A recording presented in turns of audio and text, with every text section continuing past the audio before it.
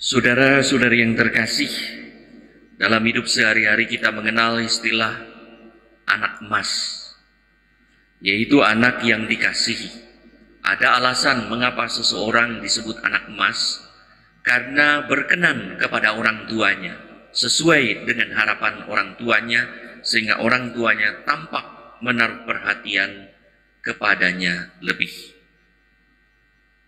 Bagaimana pengalaman kita seandainya orang tua kita waktu kita kecil atau saat ini memeluk kita dan berkata, "Engkaulah anakku yang kukasihi." Pengalaman anakku yang kukasihi inilah yang hendak kita renungkan pada pesta pembaptisan Tuhan. Yesus adalah anak emas Allah karena ia berkenan kepada Allah. Anak emas bagi Allah ada banyak, yaitu semua orang yang hidupnya berkenan pada Allah. Pesta pembaptisan Tuhan mengingatkan kita akan hakikat pembaptisan kita dan siapakah kita sesungguhnya setelah dibaptis. Menjadi saudara sebapa dengan Yesus hingga kita memanggil Allah Aba, ya Bapa. Kita mau dijadikan anak-anak emas Allah. Apakah Tuhan Yesus perlu dibaptis oleh Yohanes sebagai tanda pertobatan orang berdosa? Yesus tidak berdosa dan tidak membutuhkan pembaptisan pertobatan untuk keselamatannya. Ia yang membawa keselamatan. Yesus membiarkan diri dibaptis agar ia bersatu dan bersama dengan orang berdosa untuk berjalan bersama, hidup bersama, mengantar mereka orang berdosa pada jalan yang benar menuju kerajaan Allah. Ia solider turun ke bumi dengan orang berdosa untuk mengajak keluar dari kehidupan dosa. Yesus mengajak eksodus rohani dari kehidupan daging menuju kehidupan roh. Pembaptisan Yesus berfungsi sebagai proklamasi publik dari awal misinya untuk mewartakan kerajaan Allah dan menyerukan pertobatan yang telah disiapkan oleh Yohanes agar orang siap untuk dilahirkan kembali dalam roh. Dengan begitu Yesus hendak memperbaharui identitas kita, manusia yang adalah citra Allah. Bahkan dengan kehadiran Yesus, kita diangkat menjadi anak Allah, di mana pembaptisan juga merupakan proklamasi publik kita bahwa kita memulai kehidupan Kristiani. Melalui pembaptisan kita disebut Kristen, yaitu orang yang mengikuti Kristus, yang keutamaannya seperti Kristus, yang adalah model dan contoh anak yang terkasih. Dengan pembaptisan tersebut, Yesus mau mengungkapkan betapa Allah hendak merangkul kita semua manusia satu persatu, seraya berkata, "Engkaulah anakku yang terkasih. Engkaulah putraku, engkaulah putriku yang berkenan kepadaku." Saudara-saudari yang terkasih, dalam tradisi perjanjian lama, roh Allah itu diberikan kepada orang-orang tertentu yang mendapat tugas perutusan dari Allah. Misalnya Daud diurapi Tuhan melalui pengurapan minyak oleh Nabi Samuel sebelum mendapat tugas menjadi Raja Israel.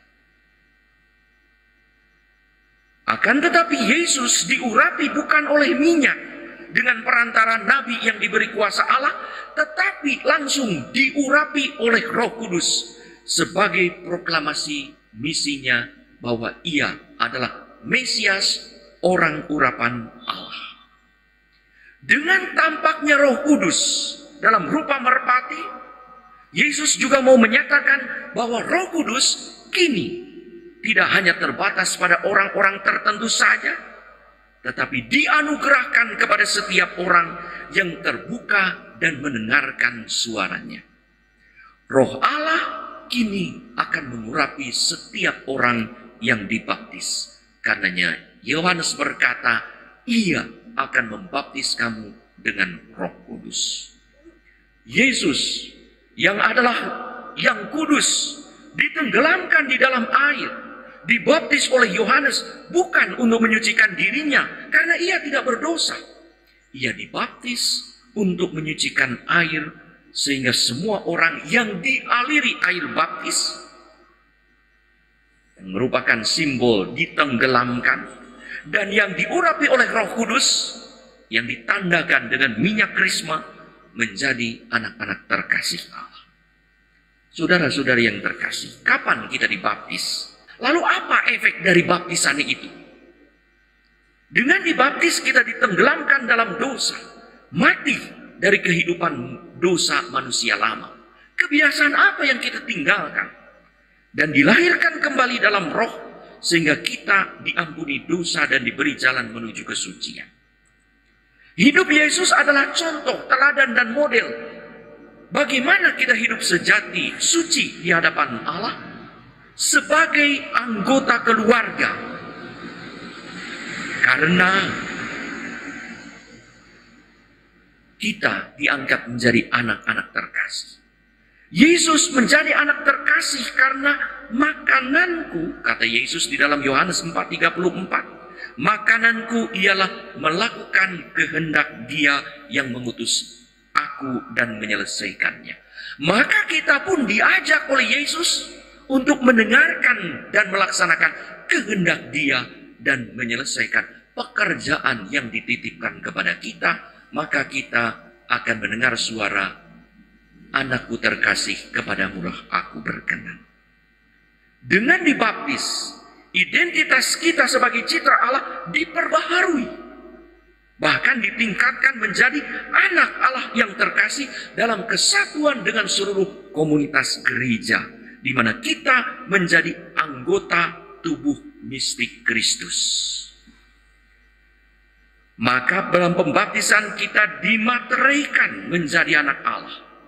Pembaptisan, aku membaptis kamu dalam nama Bapa, Putra dan Roh Kudus, bukanlah peristiwa simbolis, tetapi upacara ritual yang membuat seseorang menjadi anggota keluarga Allah secara nyata.